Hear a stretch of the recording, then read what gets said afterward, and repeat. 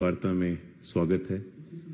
आज हम सबके साथ में वरिष्ठ प्रवक्ता भारतीय जनता पार्टी और राज्यसभा के सांसद डॉक्टर सुधांशु त्रिवेदी जी हैं। मैं उनसे आग्रह करूंगा कि बिना किसी डिले के इस प्रेस वार्ता की शुरुआत करेंगे। आदरणीय सुधांशु जी।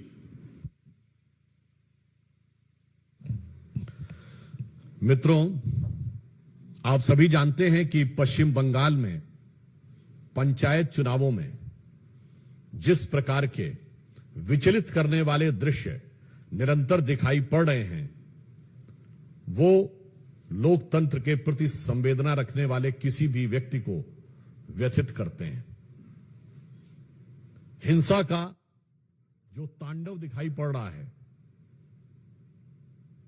ये कष्टकारक है, दुखद है और मन में आक्रोश भरने वाला है। बंगाल की वह भूमि जहां कभी रविंद्र संगीत सुनाई पड़ता था, आज बम के धमाके सुनाई पड़ते हैं। भद्रलोक के विमर्श के लिए विख्यात वह भूमि आज हिंसा का तांडव देख रही है।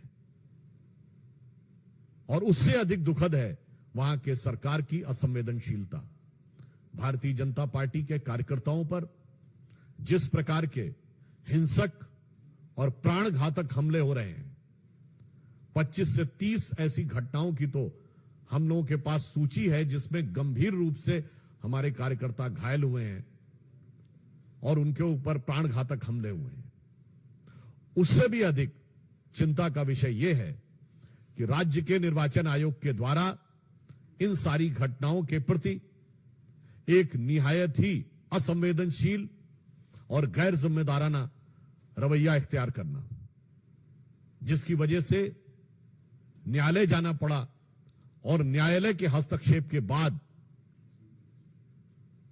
स्थितियों पर नियंत्रण लगाने का प्रयास किया गया। पश्चिम बंगाल की सरकार, पश्चिम बंगाल की पुलिस जिस प्रकार से बर्ताव कर रही है, यह देश के लोकतांत्रिक और चुनावी इतिहास में एक बहुत काला अध्याय है। एक फैक्ट आपके सामने रखना चाहता हूं कि अंतिम दिन तृणमूल कांग्रेस के 40,000 से अधिक लोगों ने नामांकन किया और पश्चिम बंगाल में 341 ब्लॉक हैं। 4 घंटे के अंदर यदि 40,000 से अधिक लोग नामांकन करते हैं केवल 341 ब्लॉक में, और इसमें तो अन्य भी दलों के लोगों ने नामांकन किया है अंतिम दिन, ऐसा तो नहीं है कि सिर्फ तृणमूल कांग्रेस ने किया है, लेफ्ट ने भी किया है, कांग्रेस ने भी किया है, हमने भी किया है। यानी औसतन एक व्यक्ति के नामांकन का समय 2 मिनट के आसपास आता है। अब व्यवहारिक दृष्टि से समझा जा सकता है कि सरकार और राज्य की चुनाव आयोग के दिशा निर्देश में काम कर रही चुनावी मशीनरी कितनी ईमानदारी से काम कर रही है। यदि एक नामांकन पत्र को सरसरी नजर से भी देखना हो कि उसके अंदर कोई गलती नहीं है, तो वो 2 मिनट में नहीं देखा जा सकता। 5, 7, 8 मिनट तो आपको देखने में लगते हैं। इसके बावजूद इस गति से हुए नामांकन ये दर्शाते हैं कि सरकार किस प्रकार से व्यवस्था को हाथ में लिए है। और मैं पूछना चाहता हूं, जो लोग कहते थे कि democracy is almost finished in India, तो I want to ask them a categorical question that the level of violence which is been witnessed in West Bengal, the democracy is flourishing और इट इज वैनिशिंग। ये लोकतंत्र का उद्भव दिख रहा है या तिरोभाव दिख रहा है? और जिस प्रकार से नामांकन की प्रक्रिया का मैंने उदाहरण बताया, क्या ये लोकतंत्र का उपहास नहीं है?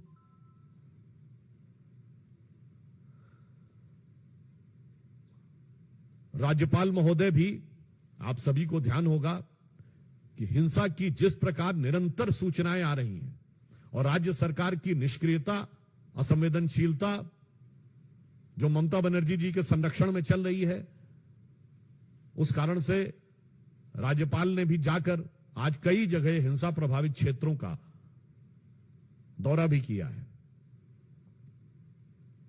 मैं यह भी बताना चाहता हूं कि इस प्रकार के घृणा, हिंसा और प्राणघातक हमलों के दौर में भी भारतीय जनता पार्टी के 50,000 से अधिक कार्यकर्ताओं ने अपना नामांकन किया है। यानी इन प्रतिकूल परिस्थितियों में भी भारतीय जनता पार्टी के कार्यकर्ता पूरी दृढ़ता के साथ, साहस के साथ उस जुल्म और ज्यादती को सहते हुए लोकतंत्र की लड़ाई लड़ने के लिए आगे बढ़ रहे हैं। और मैं तृणमूल कांग्रेस की सरकार और ममता बनर्जी जी को यह कहना चाहता हूं कि आप याद रखिए कि ये आगजनी का जो खेल, जो हिंसा का खेल आप खेल रहे हैं, यही इससे पूर्व कम्युनिस्ट सरकारें करती थी। और उनका हश्र क्या हुआ? लोकतंत्र में जनता जनार्दन है और जिस प्रकार का अत्याचार और अनाचार हो रहा है उसकी पराकाष्ठा पूर्ण हो रही है। तो मैं उन्हें सुझाव और आगाह करते हुए यह कहना चाहूंगा कि जो अटल जी की कविता की पंक्ति थी कि चिनगारी का खेल बुरा होता है, चिनगारी का खेल बुरा होता है, औरों के घर में आग लगाने का सपना अपने घर में ही अक्सर खरा होता है। तो जो कुछ ये कर रहे हैं, और इसी के साथ मैं समस्त विपक्षी दलों से पूछना चाहता हूं कि लोकतंत्र का जो स्वरूप, हिंसा से घायल स्वरूप दिखाई पड़ रहा है, पश्चिम बंगाल में जो मां माटी मानुस की बात करती थी, वहां भारत मां के विरुद्ध खड़ी हुई शक्तियां प्रबल, माटी खून से सनी हुई और मनुष्यता पूरी तरीके से व्यथित और कलंकित नजर आ रही है। उसके बाद भी किसी विपक्षी दल को इसके लोकतंत्र में कोई समस्या नजर नहीं आ रही। अतः हम सरकार को आगाह करना चाहते हैं और साथ ही साथ यह कहना चाहते हैं कि उनको अपने संवैधानिक कर्तव्य का पालन करना चाहिए और राज्य के चुनाव आयोग, जो कि अपने संवैधानिक दायित्व का नैतिक और संवैधानिक दृष्टि से अपेक्षित निर्वहन नहीं कर रहा है, उनको भी अपने दायित्व का निर्वहन करना चाहिए। और भारतीय जनता पार्टी के समस्त कार्यकर्ताओं के हौसले का हम सम्मान और अभिवादन करते हैं। धन्यवाद।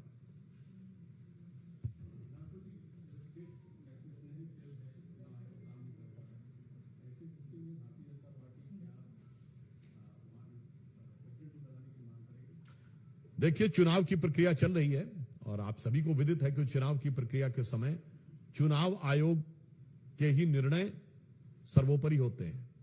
इसीलिए मैंने चुनाव आयोग यानी राज्य के चुनाव आयोग को से यह अपेक्षा की है कि वो अपने संवैधानिक दायित्व का नैतिकता के साथ पालन करें।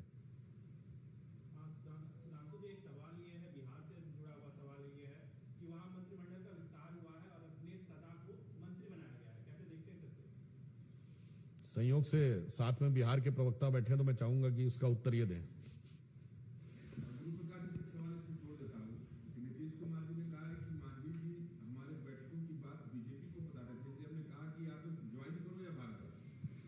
नहीं, देखिए, हमें ये समझने की आवश्यकता है, आज बिहार में जो महागठबंधन का स्वरूप है वो शुद्ध रूप से पिछड़ा विरोधी है, दलित विरोधी है, गरीब विरोधी है, शोषित विरोधी है।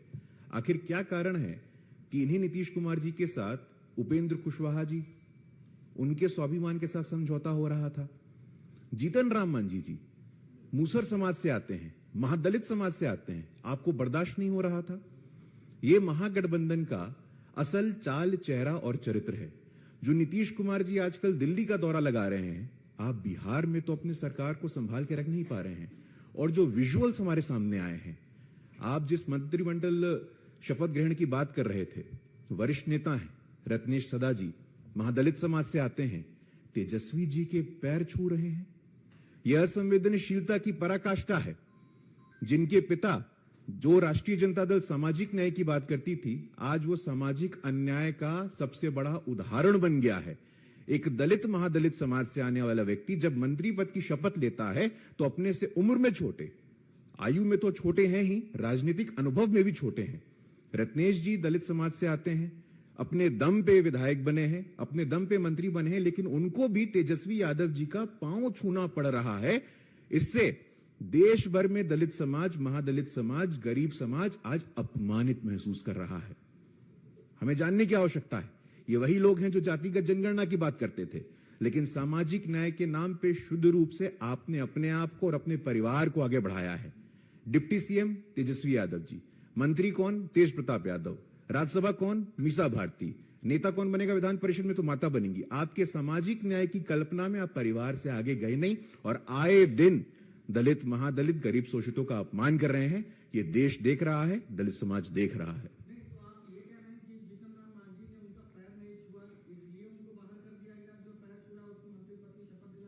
देखिए, तो देश देख रहा है। देश देख रहा है कि मंत्रिमंडल शपथ ग्रहण समारोह में किस प्रकार से पहली बार जो व्यक्ति मंत्री बन रहा है, तेजस्वी जी की आयु क्या है, राजनीतिक आयु क्या है, कितना जानते हैं वो। लेकिन इस प्रकार से ये सामंती जो प्रथा है, पैर छूने की जो प्रथा है, सामंती प्रथा है, आप अपने अंदर लागू कर रहे हैं। ये कुछ और नहीं है, उनका असल चाल चेहरा चरित्र है। सामाजिक न्याय के नाम पे आपने जो लोगों को ठगा है, आप एक्सपोज हुए हैं आज।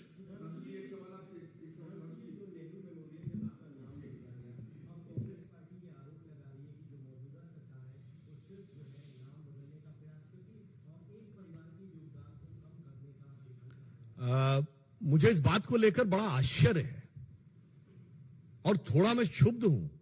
कांग्रेस के कितने नेताओं ने जाकर नेहरू मेमोरियल देखा है? क्या अंदर जाके देखा? किस तरह की अवस्था में वो पहले था? मतलब जिसे आम बोलचाल की भाषा में कहते हैं ना कि धूल फांक रहे थे। आज किस तरीके से व्यवस्थित करके, मैं नेहरू जी के ही पोर्शन की बात कर रहा हूं, नेहरू जी से जुड़ी चीजों के बारे में जिस प्रकार से व्यवस्थित करके, मॉडर्न स्वरूप में एडवांस टेक्नोलॉजी का यूज करके उसका डिजिटल डिपिक्शन यानी डिजिटल टेक्नोलॉजी के द्वारा उनके उस पूरे स्वरूप को व्यवस्थित रूप में रखने का कार्य किया है। क्या किसी ने जाके देखा? बगैर देखे ही बोलने लगते हैं। मैं ये भी याद दिलाना चाहता हूं, श्री नरेंद्र मोदी जी की सरकार जब आई थी 2014 में, तो नेहरू जी की 125वीं वर्ष था। पूरे मान सम्मान के साथ वो 125वां वर्ष मनाया गया था और उस समिति के अध्यक्ष उस समय के हमारे गृह मंत्री राजनाथ सिंह जी थे। और मुझे समझ में नहीं आता है कांग्रेस को अपने नेताओं से क्या समस्या है। ये बताइए, एक परिवार की बात करते हैं तो कोई इंदिरा जी से प्रॉब्लम है क्या? इंदिरा जी का भी तो उसमें पूरा व्यवस्थित रूप से दिखाया गया है कार्यकाल का। राजीव जी से कोई समस्या है क्या? या लाल बहादुर शास्त्री जी के प्रति थोड़ा कम हो तो समझ सकते हैं, नरसिम्हा राव जी के प्रति आपके मन में कटुता हो समझ सकते हैं, पर ये इंदिरा जी, राजीव जी से क्या समस्या है? मुझे समझ में नहीं आता है कि कांग्रेस के नेता अपने नेताओं के प्रति, मतलब मोदी जी के विरोध में वो अपने नेताओं का अपमान करने में नहीं चूकते हैं। सरदार पटेल की इतनी बड़ी मूर्ति बनी है, आज तक बताइए कोई कांग्रेस का नेता गया हो वहां? विश्व की सबसे बड़ी मूर्ति नेताजी सुभाष चंद्र बोस की मूर्ति इंडिया गेट पे लगेगी तो विरोध में खड़े हो जाएंगे। और वहां पर यदि इंदिरा जी, राजीव जी, लाल बहादुर शास्त्री जी, पीवी नरसिम्हा राव जी और डॉक्टर मनमोहन सिंह जी, जिनके वो बहुत गुणगान भी करते हैं, उनकी उपलब्धियों से समस्या क्या है कांग्रेस को, यह मैं उनसे जानना चाहता हूं। ठीक है, अटल जी से, मोदी जी से समस्या हो सकती है, मैं मान सकता हूं, इसीलिए मैंने उनके प्रधानमंत्रियों के नाम गिनाए हैं और उनके परिवार के प्रधानमंत्रियों के नाम गिनाए हैं। मुझे लगता है शायद मोदी जी के विरोध का जो वो मोदिया बिंदु उनकी आंखों में है, उसमें वो अपने पराये का भी भेद नहीं कर पा रहे हैं।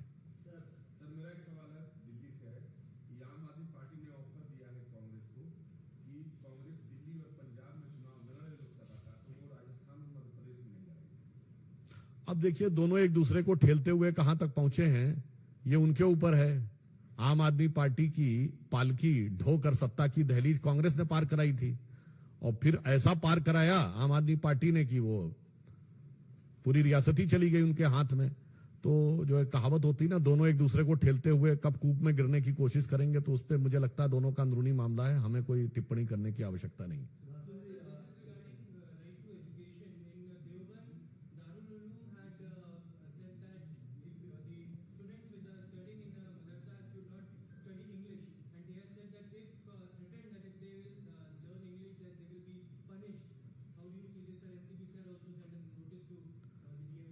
I think it is for the entire country and the community in particular to think that if advanced education, science, various languages, mathematics are to be told and taught in a proper manner to their students or not. देखिए, इस तरह के आरोप लगाने वालों के लिए मैं कहना चाहता हूं संपूर्ण देश और समुदाय विशेष दोनों के लिए कि क्या वो नहीं चाहते कि उनके बच्चे आधुनिक शिक्षा, विज्ञान, गणित, भिन्न भिन्न भाषाओं, इनके बारे में उन्हें जानकारी मिलनी चाहिए अथवा नहीं। तो मुझे लगता है कि अपने बच्चों के भविष्य को लेकर उन्हें स्वयं इस पर विचार करना चाहिए।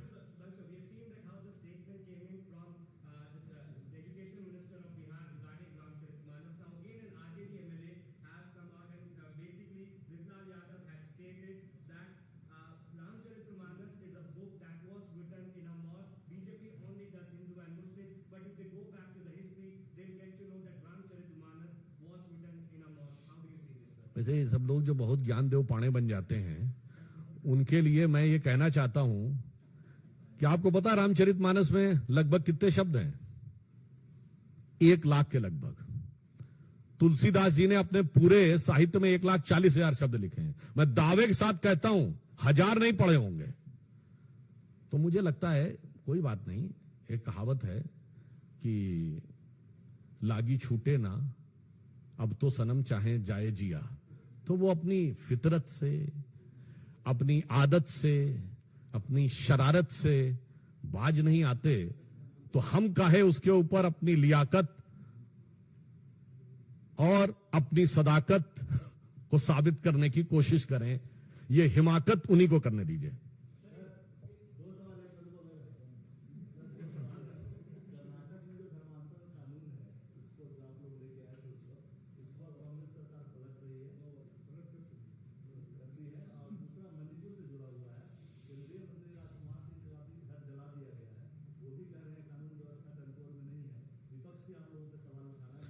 देखिए, मणिपुर के विषय के ऊपर केंद्र सरकार पूरी सतर्कता और संवेदनशीलता के साथ नजर भी रखे है और हर संभव प्रयास कर रही है। आपको याद हो कि जैसे ही ये मणिपुर की हिंसा शुरू हुई थी, केंद्रीय गृह मंत्री आदरणीय अमित शाह जी कर्नाटक के चुनाव का प्रचार छोड़कर सीधे मणिपुर पहुंचे थे और वहां पर जाकर बैठक भी ली थी। और जो आपने दूसरा प्रश्न किया, मैं सिर्फ ये कहना चाहूंगा कि धर्म को राजनीति से जोड़ना और राजनीति के चश्मे से धर्म को देखने का जो प्रयास है विपक्षी दलों का, उनको इससे बाज आना चाहिए।